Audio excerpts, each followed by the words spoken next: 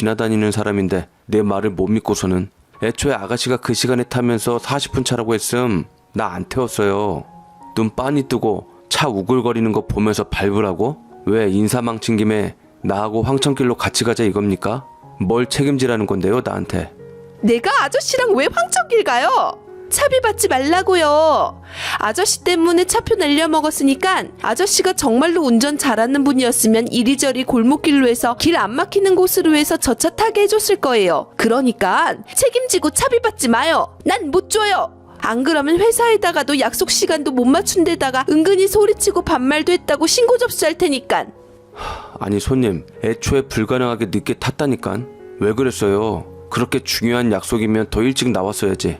1시간 일찍 나와서 오징어나 사 먹지. 평소에도 엄청 밀리는 길을 출근 시간에 20분 만에 가라니. 손님 나도 먹고 살라고 엄청 고단해요. 회사 산학금도 내야 하고요. 나 아가씨가 이렇게 깽판 안 쳐도 불쌍한 인생이야. 양심적으로 택시비는 건드리지 맙시다. 내가 이제라도 최대한 안전하고 빨리 터미널에다 대줄 테니까 다음번 차 타고 내려가세요. 싫다면요? 지금 아침부터 재수없게 여자 태워서 이렇구나 하고 욕하고 있죠? 나도 그래요. 왜 이래? 진상. 아저씨는 돈 받을 자격 없어요. 남자친구 집에 인사 가는 날 내 인생 망치고 돈 타령이에요? 유독 재수없는 날 있죠. 그날 제가 그랬습니다. 사실 아침에 양치하다가 칫솔로 그만 잇몸을 탁 쳐서 정신이 번쩍 나며 눈물이 핑 돌 때만 해도 아무 생각 없었는데 나오면서 마시던 물잔 내려놓는데 쩍하고 유리잔 깨질 때 솔직히 오늘 일을 나갈까 말까 순간 고민을 했지요. 그래도 먹고 살겠다고 기어 나와서 주차장까지 내려가서야 차키를 안 가져온 걸 알고 도로 올라갔다 내려와 삐질거리며 회사 가서 몰고 나와서 1시간 30분 만에 받은 첫 손님이 이러고 있는 겁니다. 아무 생각도 안 하는데 혼자 여자 손님 어쩌고 자기도 반말 슬쩍 섞어 해놓고 나보고 반말했다고 뒤집어 씌우고요. 저는 목적지에 도착해서 정말로 차비도 안 주고 내린 아가씨에게 따라붙어 차비 내놔라 한참 실갱이를 했습니다. 곧 죽어도 그냥 곱게 보내주고 싶지 않더라고요. 남자친구라는 남자가 중간중간 끼어들어서 그냥 드려라 해도 아가씨가 끝까지 버티는데 남자는 그 모습에 실망하는 것 같아도 돈은 내주지 않습니다. 저도 오기로 끝까지 버텨서 겨우 그 여자가 땅바닥에 집어던진 10,000원을 주워들고 나와 차에 타자마자 바퀴가 펑 하고 터졌을 때 그냥 운행을 접었어야 하는 것을 이후로 본격적인 진상의 향연이었습니다.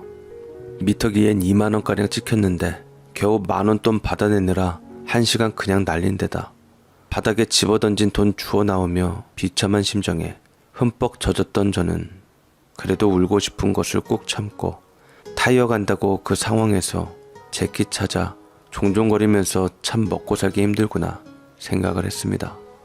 날 굳이 거하게 했으니 곧 좋은 일 생길 거라고 애써 생각을 고쳐먹고 운행에 임했죠. 그러나 그렇게 타이어 갈고 받은 손님들은 하나같이 약속이나 한 듯이 진상이었습니다. 보통 12시간 운행하는 저는 산학금은커녕 만신창이가 되어 몸도 마음도 너덜너덜했습니다. 평소에는 5,500원 나오는데 5,600원 나왔다고 웬 덩치 좋은 아저씨에게 진짜로 멱살까지 잡혔거든요. 말할 때마다 술 냄새가 퐁퐁 나던데 저야말로 얼른 시간 마치고 퇴근해 한잔할 생각이 간절했습니다. 오후 5시 40분 퇴근하기 위해 차고로 가던 저는 누가 저를 건드리면 가만히 안 둘 기세로 검은 아우라를 마구 발산을 하며 약국에서 바카스 한 병 사먹고 차에 올랐습니다. 그렇게 막 운전대를 잡으려던 찰나에 저는 뒷자리에 누가 타고 있어서 깜짝 놀랐죠. 동시에 신경질이 치밀어 운행 안 해요 하며 확 돌아보니 웬 할머니셨습니다. 자는 순간 놀라면서도 다소 안심을 했던 것 같습니다. 그날은 말 진상에 돈 진상, 주먹 진상까지 다 만나서 일단 주먹질을 당해도 안 아프겠다 하고요. 그러면 말 진상 아니면 돈 진상일 텐데 제가 보기에 할머니는 돈 진상일 확률이 컸습니다. 손에 아무것도 안 들고 집에서 편하게 입는 옷차림이었거든요. 저는 그냥 엉망진창인 하루 그냥 호구가 되자 마음을 먹었습니다. 할머니, 운행 끝났는데요. 어디 가시려고요? 제가 그냥 모셔다 드릴게요, 공짜로. 우리 집, 할머니 집이 어디실까나. 니네 집? 그렇죠. 재수 없고 운수 안 좋은 날 마지막이라고 다를 게 있겠습니까? 하필 마지막 택시에 탄 손님이 기대도 안 하던 말진상이라니. 저는 화가 나는 상황에 지치면서도 왠지 포기 상태가 되어 다시 뒤를 돌아봤습니다. 그러자 할머니가 저를 보며 씩 웃는데 그 눈꺼풀이 내려와 찌그러진 초승달처럼 된 그 눈이 꼭 우리 할머니 같아 보이는 겁니다. 보아하니 우리 할머니처럼 오락가락하는 모양인데 여염집 한창 저녁 먹을 시간이라 며느리가 저녁 준비하는 동안 몰래 빠져나온 것이 분명했습니다. 지금 밥 차리는데 몰래 나왔죠. 나를 알아요? 어떻게 알까? 집 밖으로 나온 지 오랜만인데. 오랜만이라도 한 번 본 이쁜 아가씨를 몰라볼 수 있나요? 아유, 농담이라도 그러지 마요. 나는 남편도 있고 아들도 있어요. 아, 참. 이제 생각났다. 화신백화점으로 가요. 거기 우리 철민이 오빠 뒀거든요. 간 김에 엘리베이터도 몇 번 타고 와야지. 그거 너무 재밌어. 무섭지도 않고. 아들 이름이 철민이에요? 나도 철민인데. 아무튼 아가씨, 화신백화점은 오늘 일찍 문 닫아서 옷은 못 사요. 엘리베이터 못 타고. 다른데 말해봐요. 집이면 더 좋고. 집이 근처에 있을 것 같은데 귀찮아져서 얼른 떨구고 집에 가야지 싶어서 근처 아파트 돌며 경비실에 물어볼까 생각 중인데 뒤에서 제 등을 콕콕 찔러서 돌아보니 주머니도 없는 양반이 어디서 꺼냈는지 젤리를 하나 건네주는데 순간 할머니 생각이 나서 미치겠는 겁니다. 와, 이거 보니 우리 할머니 생각난다. 우리 할머니도 아가씨처럼 나 엄청 챙겨줬거든요. 아플 때도 참 곱게 아팠지. 여름 가을이면 학교 갔다 오면 우리 옆집 담장 넘어 내려온 포도나무에서 포도 따줬는데 주인이 도적질하는 거 다 보고 있는데도 거기다 대고 쉬 조용하라고 입 다물게 하고는 나한테 포도 몇 알 따줬어요. 파란 것도 있고 검은 것도 있고 아직 알도 안 커진 걸 가지고 그러는데 난 다 받아먹었어요. 참아 버릴 수가 없더라고. 에라 기분이다. 아가씨 화신은 말고요. 나온 김에 그 근처나 한번 둘러봅시다. 내가 시간여행 시켜드릴게. 거기가 나중에 어떻게 변했는가 한번 쭉 봐요. 지금 가는 데가 아마 아가씨 아들 딸 다 키우고 그 아들 딸이 손주 볼 나이쯤 모습이거든요. 아주 삐까 번쩍해. 구경 갑시다. 구경 갑시다. 그렇게 할머니가 가고 싶어하는 옛날 화신백화점 자리에 세워진 우주선처럼 생긴 종로타워를 보여드리자 정말로 제 말을 믿는지 와 하시더니 이유로 알 수 없는 이야기를 줄줄 쏟아내며 횡설수설 하시는데 우리 치매 걸린 할머니처럼 소소하고 귀여운 이야기였죠. 여기 영화관이 하루에 2개씩 영화를 보여줬어. 그거 보고 나와서 골목으로 조금만 들어가면 우리 신랑 만났던 음악 카페가 있는데 그거 듣고 싶은 음악 적어주면 틀어줬거든. 그런데 그것도 처음에나 재밌지 나중엔 별로고 큰 길 건너면서 이 얘기 저 얘기 하다 광화문 쪽으로 가면 무교동인데 거기서 주로 놀았지. 거기 진짜 가수가 나와서 노래 불러주기도 하거든. 세시봉. 내가 양희은을 좋아하는데 거기서 실제로 보고 어찌나 좋았는지 엄청 이뻐. 거기 골목은 그냥 음악거리라 테레비 볼 필요도 없는데 우리 철민이가 칼라 테레비 사자마자 올라가서 부숴먹는 바람에 또 신랑한테 엄청 혼나고 벽장으로 숨었는데 애 집 나간 줄 알고 신랑이 찾으러 나간 동안에 내가 찾아가지고 밥 먹이고 있는데 들어와서 보더니 또 엄청 혼내서 엄청 싸웠지. 잃어버린 줄 알고 시겁했다가 반가워서 그랬다는데 이 남자 못 쓰겠네 하고 내가 친정으로 가서 한참을 살았어.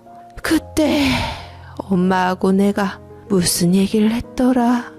뭐 아가씨는 사내 못 사내 하고 어머니는 그래도 네가 참아라 하셨겠죠 뭐. 배고파. 아, 내 정신 좀 봐. 배고프시겠다. 벌써 8시네. 잠깐만요. 이 근처에서 먹고 들어갑시다. 횡설수설 이야기 끝에 배고프다는 말에 저는 얼른 식당으로 할머니를 모셨습니다. 어차피 아침부터 운수 안 좋고 진상에 지친 날이라 기대조차 없었지만 이상하게 마음이 편했습니다. 어차피 돈 받기는 글렀고 회사 차고지에 차대기도 글렀고 될 대로 되라 하는 심정으로 할머니 벗삼아 밥이나 먹고 집 찾아 보내드리자 포기 상태였던 저는 할머니 드실 만하게 안 매운 메뉴로 주문하고 계란찜도 부탁을 해서 드시게 했죠. 어차피 10만원 펑크나나 15만원 펑크나나 그게 그거죠. 돈을 포기하니 무서울 게 없더라고요. 문득 생판 처음 보는 할머니와 밥을 먹다 보니 생전에 치매 앓던 할머니께 변변한 밥 한 끼 못 사드린 것이 퍼뜩 생각이 나서 고개를 푹 떨구고 열심히 밥을 파먹고 있는데 숟가락 하나 가득이 수북하게 푼 계란찜이 밥그릇 안으로 날라들었습니다. 청년은 누구요? 우리 철민인 줄 알고 깜짝 놀랐네. 이거 먹어요.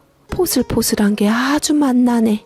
친구인가? 나 집에 데려다 주라고 부탁받았나? 미안해요. 내가 못나서. 우리 애가 깐깐해서 밑에서 일하기는 좀 피곤해도 나쁜 애는 아니어요. 책임감이 워낙 강해서 그래. 생활기록부에 그 말이 안 빠지는 애거든요. 그렇다고 의리 없고 일부러 굴리는 놈은 아니니 정부치고 진하게 지내봐요. 여기 요것도 맛나다. 여기 잘하네. 잘 기억해놔요. 내가 다음에 또 사줄게. 별거 아니지만 원래는 내가 직접 준비해 대접해야 하는데 내가 몸이 안 좋아서 이렇게 밖에서 사네. 이해하고 나도 종일 쏘다녀서 그런가 피곤하네. 얼른 먹고 갑시다. 어디 요것도. 예, 잘 먹을게요. 우리 할머니도 살아계셨다면 이러셨겠죠. 제 친구라고 하면 처음 보는 녀석도 저 보듯이 챙겨 먹이고 혹시나 나쁜 감정 가질까봐 편들어주며 살살 달래고 정신이 있는 건지 나간 건지 종잡을 수 없는 할머니는 그 인자한 미소를 띄우며 제가 사는 밥을 자기가 사는 것처럼 당당하게 권해가며 밥을 드셨는데 이름이 같아서인지 한마디 한마디 찡하게 가슴에 박혔습니다. 얼핏 본인이 있는 곳이 분명 집이 아닌 것은 아시는 눈치라 얼른 집 찾아가려고 서둘러 나와 분명히 처음 차에 탔던 근방에 집이 있을 거라 확신한 저는 근처에 있는 빌라 단지를 훑는데 워낙 부촌의 큰 평수가 대부분인 단지에서는 모른다 하고 그보다 더 부자들이 산다는 프리미엄 단지에는 들어가지 못했지만 상관없었습니다. 뒷자리 할머니를 알아보고 먼저 경비실 아저씨가 종종 되며 나왔거든요. 아이고 할머니, 지금 집이 발칵 뒤집히고 난리 났구만. 어디 갔다 오셨어요?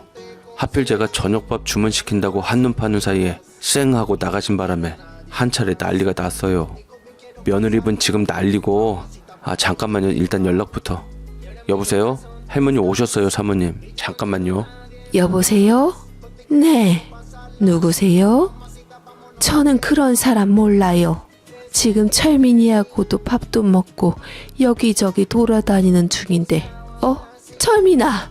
아니야. 여기 우리 집 아니야. 우리 집은 들어가기 전에 커다란 뽕나무 세 그루 있고 마당에 무궁화 나무 있어. 여기 남의 동네라니까. 철민아, 엄마 여기 두고 어딜 가? 아저씨, 여기 할머니 댁 맞죠? 예, 여기 사시는 분 맞아요. 아이고, 저 양반 또 아들 찾네. 저녁 준비하는 팀에 나가셔서는 지금 사장님이 경찰서에 전화하고 난리던데 다행이네요. 일단 기다려보세요. 사장님이 곧 내려오셔서 사례금 주실 거예요. 제 이름도 철민이거든요. 헷갈리더라고요, 저도. 할머니 가족분께 잘 보내드리세요. 부탁드립니다. 아니, 할머니가 찾으시는데 그냥 가시면 이봐요. 사례금은 받고 가요. 기사 양반. 철민아, 여기 우리 집 아니야. 잘못 왔어. 어디가? 이제서야 만났는데. 철민아. 저는 할머니가 인터폰으로 그 집 사람하고 통화하는 동안 차를 뒤로 뺐습니다. 다들 자가로 움직이는 사람이라 제가 올 일도 드문 데다 외제차나 중형차 들락거리는 곳이라 입구부터 제 택시와는 어울리지 않을 것으로 보여서 말이죠. 이런 곳에 사는 분인 줄도 모르고 치매 걸렸다는 이유로 우리 할머니를 가져다 대며 겨우 7,000원짜리 백반 사드리며 큰 인심 썼다 했던 제가 억수로 초라해져서 얼른 자리를 피했습니다. 어차피 살해 받으려고 한 일도 아닌데다 저야말로 먹고 사느라 잊고 지낸 할머니 생각이 나서 만감이 교차했죠.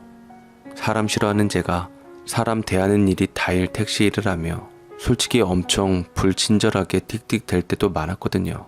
저야말로 우리 할머니와 동시대를 산 어르신 모시고 다니며 그 머릿속에 생생한 지난 이야기 듣고 할머니 생각을 많이 했습니다.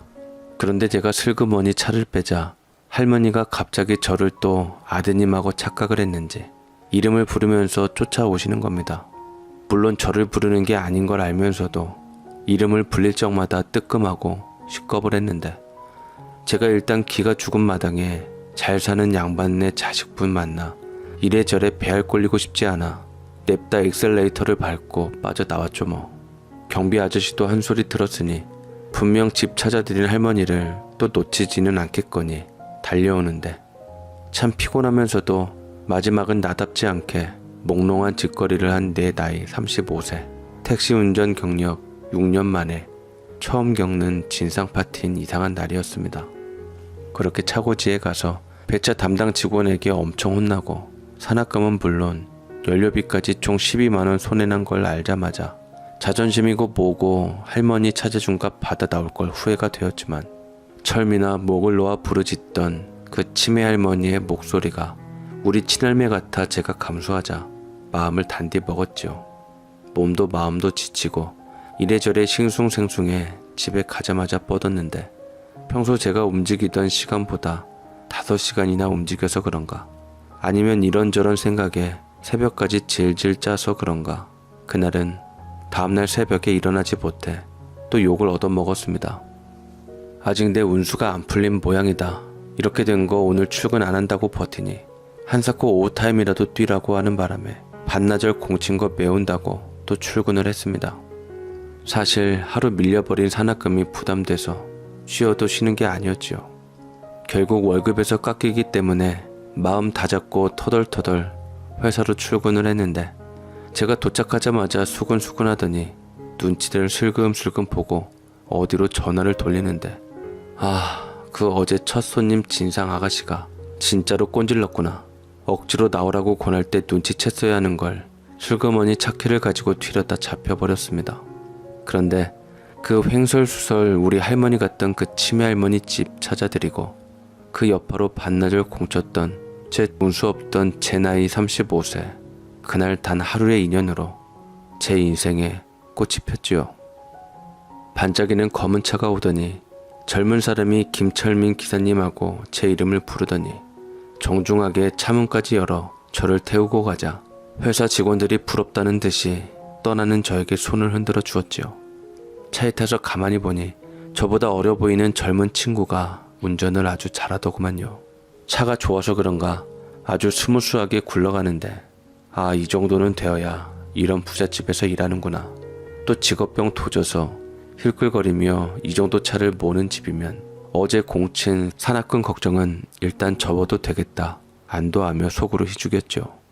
당도한 곳은 어제 그 할머니 모셔다 드린 번쩍번쩍한 빌라촌으로 그 젊은 기사가 열어주는 차에서 내려 눌러주는 층에서 땡 하고 내리니 송구스럽게 다들 나와서 반기는데 정작 할머니는 저를 기억을 못하시는지 민망할 정도로 쌩하셨습니다. 아니, 어제 그냥 가셨대서 어떻게 찾아야 하나 막막했는데 마침 경비 아저씨가 택시 회사 이름을 받으셨다고 해서요. 어제 돌아가신 시아주버님하고 밥 먹고 돌아다니셨대서 무슨 소린가 했다가 기사님 이름도 철민이래서 혹시나 하고 이름 대니 맞다고 해 금방 찾았네요. 고맙습니다. 정말 기사님 아니었으면 큰일 날 뻔했어요. 아닙니다. 저도 할머니가 아드님 이름 부를 때마다 뜨끔뜨끔했는데 아드님이 우리 형님이 군대 갔다가 후임하고 오해로 말다툼 끝에 안 좋은 일을 당했어요. 원래 혈기왕성한 남자들 모아놓은 곳이라 별의별 일 다 있어도 우리가 당할 줄은 몰랐는데 어머니가 종종 찾으십니다. 우리가 살해라도 해야 도리다 싶어 모셨으니 일이 들어와 편히 앉아요. 하마터면 큰 고생하셨을 우리 어머니 모시고 여기저기 구경시켜 주셨다는데 식사 대접해야 도리죠. 뭐하고 노셨나 이야기 좀 들려주세요. 그렇게 사장님이 제가 그렇게 싫어하는 호구조사를 하는데 그동안 저를 모른 척 하시던 할머니가 또 철미나 하시는데 저에게 하는 말인가 아니면 돌아가신 아드님께 하시는 말씀인가 긴가민가 했습니다. 철민아, 엄마가 얼마나 찾으러 다닌 줄 알아? 너 줄라고 과자니 사탕이니 철민이 모르게 쟁여놓고 있는데 통 오지도 않고 너 그렇게 휑하니 군대 보내고 매일마다 눈에 밟혀서 잠도 못 잤다 내가. 그래, 아버지 맨날 밖으로 돌지 엄마라고 내가 보듬지도 못하고 그때는 내가 너무 속이 시끄러워서 너희 아버지가 살림을 몇 군데다 차려놓고 집에만 오면 이혼하자고 하더라. 너 군대 갔을 때 내가 좋아했다. 그래서 집에 오기 싫었나 친구하고 싸우고 벌 받아서 영영 못 본다는데 미안해. 내가 진작에 친구 챙겼으면 너하고도 안 싸우고 잘 지냈을 텐데 미안해. 그러면 너도 진작에 집에 왔을 텐데 하고. 아 어머니, 이 친구는 형이 아니고 아무튼 아버지 얘긴 나중에. 아니다, 뭐 지난 일인데 숨길 것도 없겠다. 아버지가 또 한량이셔서 어머니가 마음고생 많이 하셨습니다. 형이 또 그것 때문에 어릴 때부터 많이 힘들어했는데 거기서 삐딱하게 굴다가 일이 있었습니다. 아무튼 일생을 그렇게 살고도 아버지는 어머니 간호받으며 세상 뜨셨는데 그 마음고생으로 어머니가 치매기가 나오더라고요. 형 못 챙겨서 그런 사고가 터졌겠거니 하고. 아 그래서 어제 저한테 아드님 잘 봐달라고 하셨구나.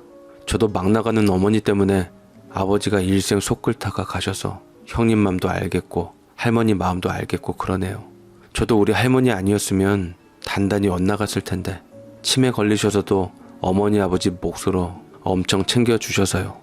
어제 달걀찜 퍼주시면서 챙겨주시는 바람에 생각나서 모처럼 많이 울었네요. 그러시구나. 비슷한 부분이 많네요. 어제 우리가 많이 놀란 게 우리 어머니가 젊을 적부터 지금 저렇게 되셔도 낯선 사람하곤 말을 안 해요. 자존심도 엄청 강하신 데다 새침대기셔서 간호하는 사람도 아무리 오래 본 사람이라도 말 안 붙이시거든요. 그래서 애초에 집 밖에 나가지도 않는 데다 멀리 가시지도 못하고요. 그런데 어제는 오셔서 돌아가신 시아주버님하고 추억여행 했다면서 아버님 만나 데이트한 곳도 가고 아주버님 친구하고 밥 먹으며 싹 풀었다고 곧 돌아오실 거라고 하시길래 무슨 소린가 했어요. 그렇게 식사를 하면서 그 전날 할머니와 갔던 곳 이야기가 둘째 아드님도 처음 들었다던 돌아가신 형님 어릴 때 에피소드를 해드렸죠. 중간중간 할머니가 생뚱맞게 끼어들어 나 부끄러운 할아버지의 바람핀 이야기를 하시지만 우리 어머니에 비할까요? 공사장에서 다이빙하는 바람에 허리 때문에 울며 겨자 먹기로 택시 운전하는 것을 아신 사장님은 그냥 집에서 할머니 모시고 다니며 놀지 않겠냐 제안을 하셨습니다. 사람을 붙여두려고 해도 어머니가 경계태세라 서로 피곤해 다른 사람에게 못 맡기는데 제가 옆에서 할머니 도와드리고 말벗하면 좋겠다고 말이죠. 저야 부잣집에서 할머니하고 놀아주며 돈 받는다는데 마다할 이유가 없어 바로 OK에서 진상들 피해 돈 벌어 먹고 삽니다. 택시 운전하는 것보다 월급은 2배, 스트레스는 마이너스인데 나중에 할머니 명의로 된 유산도 어느 정도 주시겠다고 약속을 하셨지만 물론 저는 이걸 바라지는 않습니다. 저는 저 군대 있을 때 돌아가신 친할머니와 반대로 아주 오래 사시게 할 생각이거든요. 저와 이야기하고 약도 잘 챙겨 드신 덕인지 치매기는 훨씬 좋아지셔서 지금은 제 이름을 부르시면서도 제가 아들 철민이가 아닌 것을 아신답니다. 대신 아들 같은 녀석이라 칭하시니 온갖 사람하고 헷갈리신 당시보다 오히려 좋아지셨죠. 여기저기 구경하며 은근히 걸어서인지 몸도 좋아지신 할머니는 처음 뵌 75세에서 8년이 지난 지금도 아주 정정하십니다. 제가 옆에 있으면 낯선 사람에게 조금 마음을 여시는데 저 장가 보내겠다고 간호사분 옆구리를 찔러서 민망해 죽겠는 것 빼곤 다 좋습니다. 철민이라는 이름은 돌아가신 형님 이름이었지만 이제는 한참 어린 동생 이름으로 오며 가며 형제처럼 지내기로 한 저는 할머니 오래 사시는 것 빼고 소원이 하나 더 있습니다. 할머니 같은 분 모시며 바라던 어머니 같은 형수 사모님의 아버지 같은 형님 사장님 보면 누나 생각이 간절하거든요. 혹시라도 살아서 듣고 있다면 동생 철민이 찾아왔으면 좋겠습니다.